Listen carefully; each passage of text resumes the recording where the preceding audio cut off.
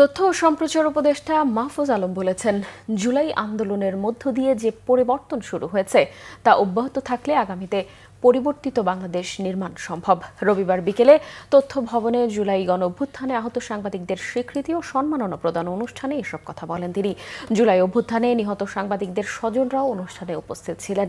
তথ্য উপদেষ্টা এই সময় জানান, সাংবাদিকদের সুরক্ষা আইন করার চেষ্টা চলমান রাখার পাশাপাশি সাংবাদিকদের চাকরির নিরাপত্তা নিশ্চিতের বিষয়েও কাজ করছে সরকার। অন্তর্বর্তী সরকারের সময়কালে সাংবাদিকদের বেতন স্কেল নবম ওয়েজ বোর্ড অনুযায়ী বাস্তবায়নের আশাবাদও প্রকাশ করেন তিনি।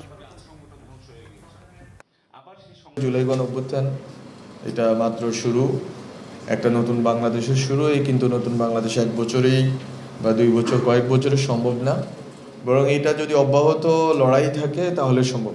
এখন অনেকে বলতে পারবেন যে আপনারা অজুহাত দিচ্ছেন, আপনারা নিজেদের দায় জনগণের উপর বা অন্যদের উপর দিতে চাচ্ছেন। এটা বলা যায়, এটা ইমোশন এবং এটা আপনাদের আকাঙ্ক্ষার দিক থেকে সত্য। পরিবর্তন সম্ভব, পরিবর্তনকে সম্ভব করার দায়িত্ব হচ্ছে যে নিরন্তর প্রচেষ্টা। দুনিয়াতে কোনো রাষ্ট্রই আসলে 10 বছর, 20 বছর, 50 বছরে পরিবর্তিত হয় না।